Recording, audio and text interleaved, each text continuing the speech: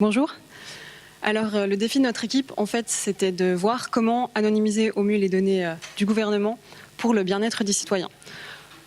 Pour cela, on a décidé de prendre un cas d'étude pour répondre à cette question et de prendre comme cas d'étude le service des logements et des gestions de la ville de Lausanne. En fait, pendant ce hackathon, on s'est aperçu que les données du SLG, principalement les données de chaufferie, c'était une véritable mine d'or, que ce soit économique ou écologique. Pourquoi ? Parce qu'on a pu voir que les bâtiments en Suisse, ça représentait 40% des consommations d'énergie, ça représentait un tiers des émissions de CO2. Et si on ramène ça au niveau de la ville de Lausanne, en fait, ça représente un coût par année de 100 à 200 millions de francs. Le problème, c'est que pour utiliser ces données, il faut qu'elles soient anonymisées. Pourquoi ? Parce que c'est une base légale. À partir du moment où il y a la possibilité de réidentifier un individu en croisant des données, ces données doivent être anonymisées. C'est vraiment une condition sine qua non. Alors, pour essayer de mieux comprendre cette condition et puis de répondre à cette condition, on s'est mis dans la peau de différents acteurs, des chercheurs, des citoyens, l'administration publique qui voudrait réutiliser ces données, ou des entreprises. Évidemment, on s'est basé sur la définition même de l'open data, qu'est-ce que c'est, sur ses principes, et puis sur toutes les contraintes en fait, que ça pouvait engendrer. Le fait d'avoir des données qui soient peut-être publiées en temps réel, qui soient complètes, qui soient gratuites, accessibles à tout le monde. Et en fait, nous, ce qu'on vous propose, c'est une solution pour les services de la ville de Lausanne, le SOI par exemple, un service qui essaierait de pallier à toutes ces contraintes. Merci Oriane. On m'entend bien, oui, c'est bon. Donc, merci. Hop là, un peu trop en avant, c'est tout bon. Donc nous, quand on a pris ce projet, on avait à disposition donc les données relatives donc aux chaufferies pour la ville de Lausanne. Et en première idée, comme ça, on s'est dit, on va analyser ces données et voir où sont les données personnelles. Donc il y avait des noms, des prénoms, etc. Donc ça, c'est on va dire un premier niveau qu'on a identifié assez rapidement. Et puis en creusant un petit peu, on s'est rendu compte que si on enlevait ces données, ce n'était pas suffisant parce qu'il restait des données qui n'étaient pas des données personnelles a priori, comme ça, mais qui, recoupées à d'autres, nous permettaient d'identifier une personne. Et donc, au final, ça devenait de facto une donnée personnelle. Donc, la première idée qu'on a eue, c'est OK, enlevons ces données-là. Donc, on n'a pas retenu cette solution. Pourquoi ? Parce qu'elle est très manuelle. Elle demande au final à dire on va supprimer des données bien particulières et on va perdre au final de la valeur parce que plus on supprime de données, moins on peut s'en servir pour proposer quelque chose derrière.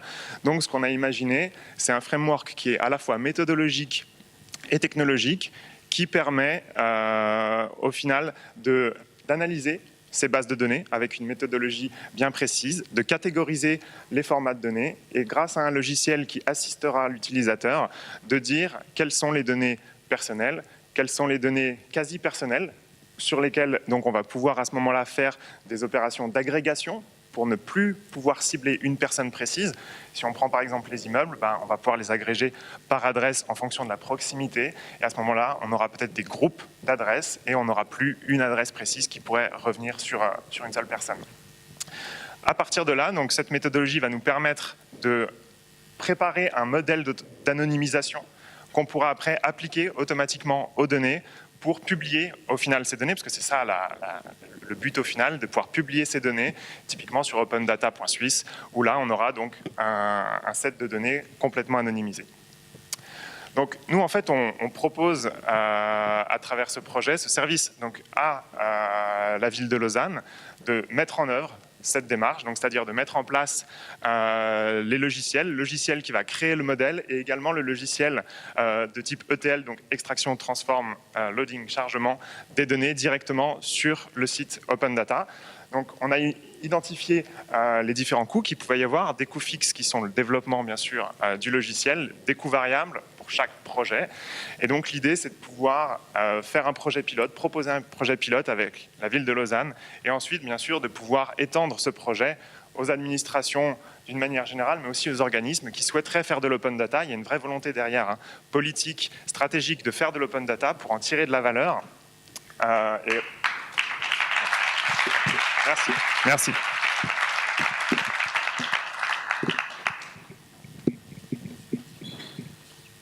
Des questions du jury ?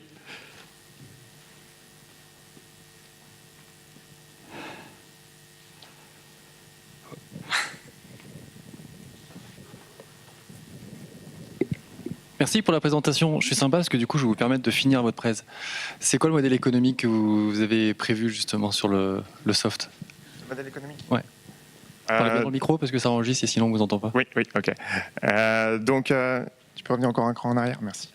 Donc, nous, en fait, ce qu'on vendra donc, aux différentes administrations et organisations, c'est à la fois une partie service de mise en œuvre du logiciel, au final, et le logiciel en lui-même. Vraiment deux aspects pour que ces entités puissent vraiment mettre à disposition du grand public, des entreprises, des autres administrations et des privés les données en open data et sans crainte pour l'anonymisation, sans crainte pour l'identification des personnes. Ça répond à votre question. Autre question ?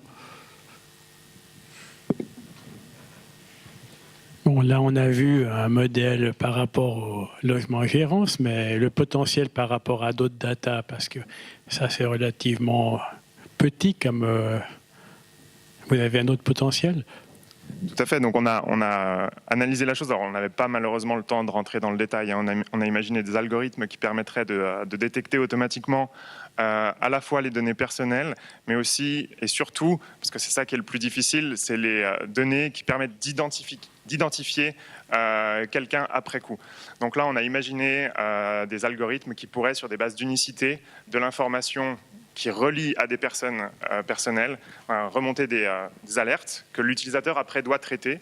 Et pour les traiter, il peut soit décider de supprimer la donnée complètement, mais on perd de la valeur, soit décider de l'agréger.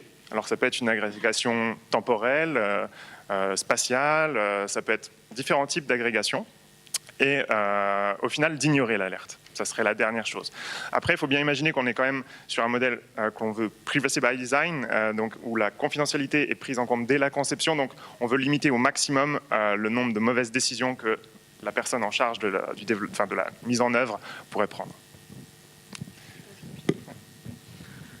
En fait, là, on a pris les données de chaufferie, au niveau immobilier, c'était vraiment pour avoir un cas d'étude, pour que ce soit plus clair. Mais finalement, l'anonymisation, ça concerne tout type de données. C'est vraiment à partir du moment où on recroise n'importe quelle donnée, le problème va se poser. Donc bon, là, c'était un cas d'étude, mais oui, ça peut s'appliquer à d'autres cas, à d'autres données, du coup.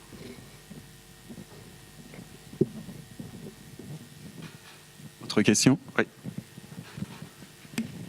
En vous écoutant, j'ai de la peine à évaluer le délai de mise en œuvre, en fait, même pour un pilote.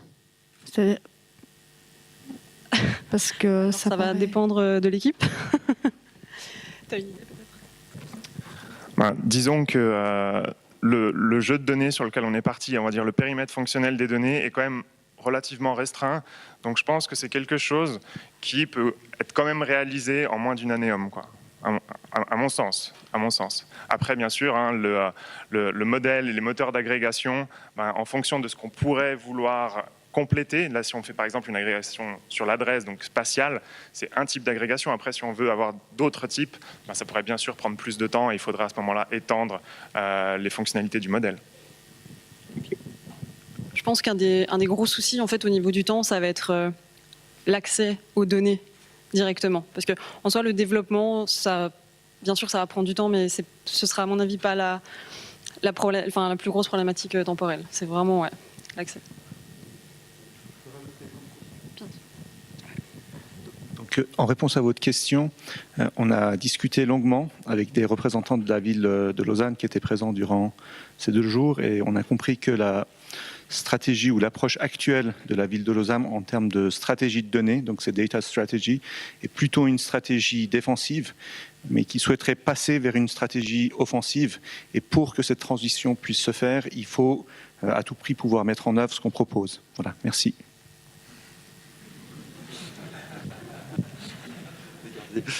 Une autre question? Rapide? C'est bon? Merci.